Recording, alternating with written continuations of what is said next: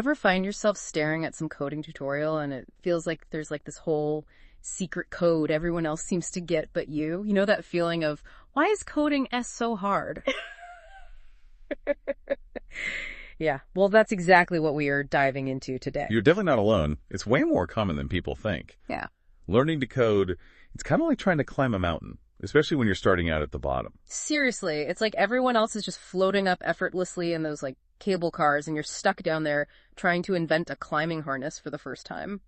Which actually is what makes the article we're looking at in this deep dive so interesting. It's called, Why is Learning How to Code So Damn Hard? And let me tell you, it really kind of takes apart the way that people are teaching code these days. The main argument that they make is kind of mind-blowing when you think about it.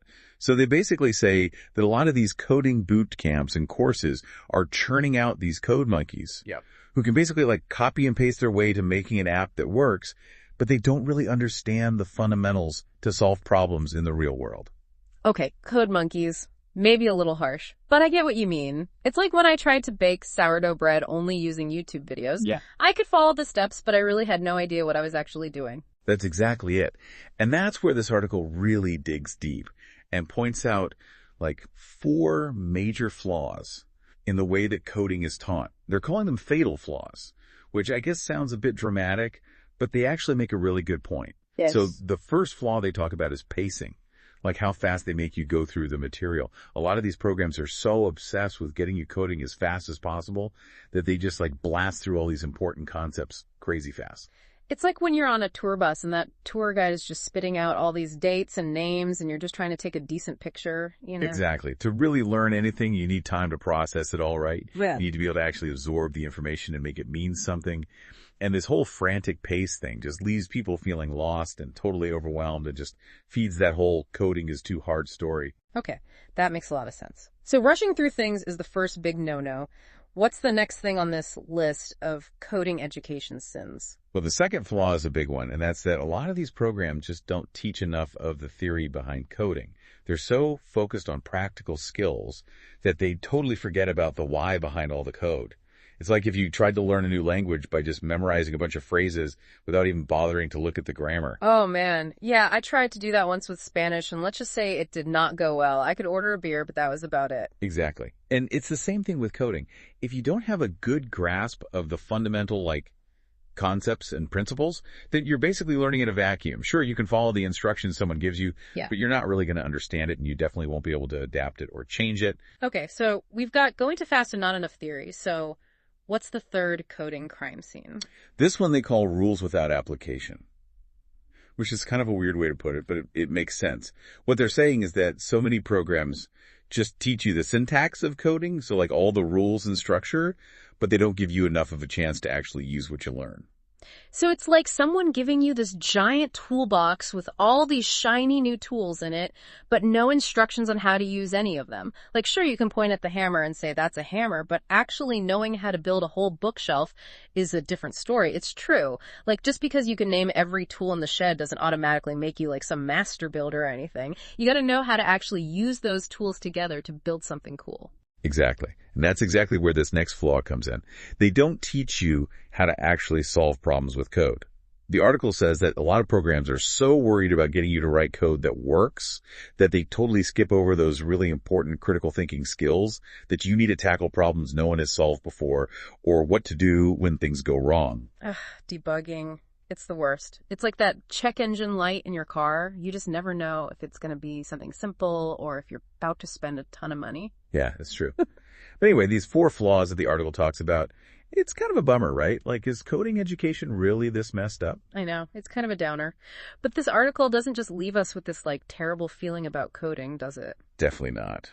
It actually gives us a really cool new way to look at all of this. They call it the Matrix moment. Have you heard of that? Yeah. Like from the movie. With Neo, and he can suddenly see the code of the Matrix. That's such a cool scene. That's the one. So the article says that learning to code has a similar kind of moment. Like you suddenly stop seeing all those lines of code as just instructions that you need to follow, and you finally see the system behind it all, like the logic of it all and how it all works together. It's like the difference between reading sheet music and actually hearing the music. I love that. It's like you're not just playing the notes anymore. You understand why the composer chose those notes, the feeling that they were going for. Exactly. And they say that this whole matrix moment is really about building what they call mental models. Just like how a mechanic can just look at an engine and just tell how it's working. A really good coder can build a mental model in their head of how the code is working. So it's less about memorizing a bunch of code and more about understanding how it all fits together in your head. You got it. It's like being able to see how the information flows through the code, how if you change one thing, it might impact something else, and then being able to use all of that knowledge to solve problems way better. It's almost like you have X-ray vision or something. Okay, now I'm starting to get that Neo seeing the code feeling. But how do we get to that point? If all these ways that people teach coding are so bad, then how are we supposed to find a good program?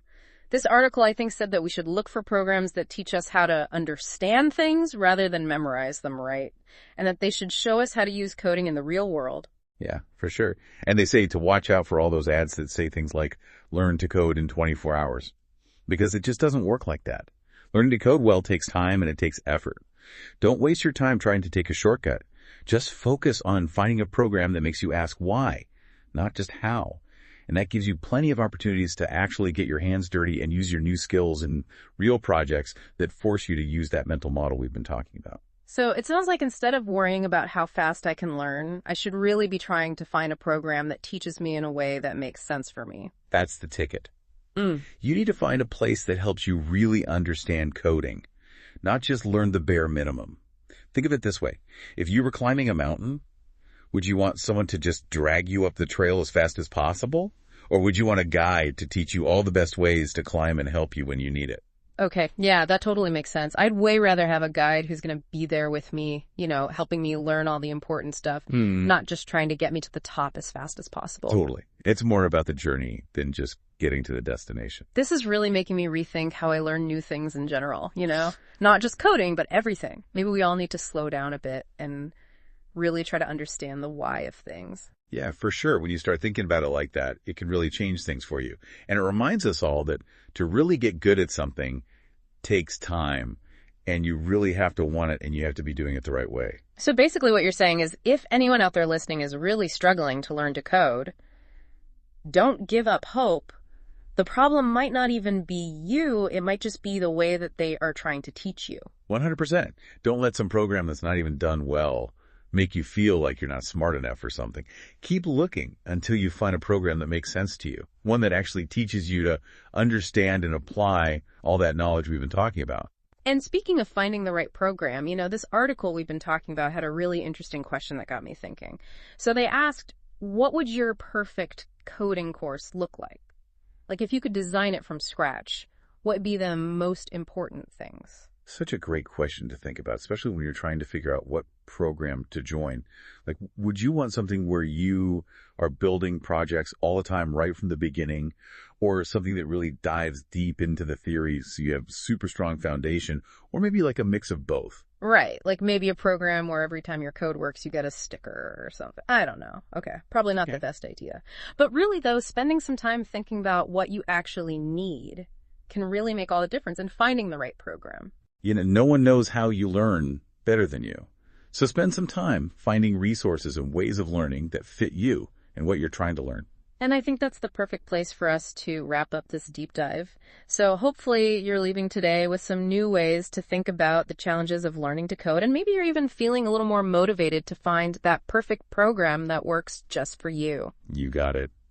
Happy coding, everyone. And remember, it's not about just being able to write code. It's about understanding it and building it and really using your brain to make cool things.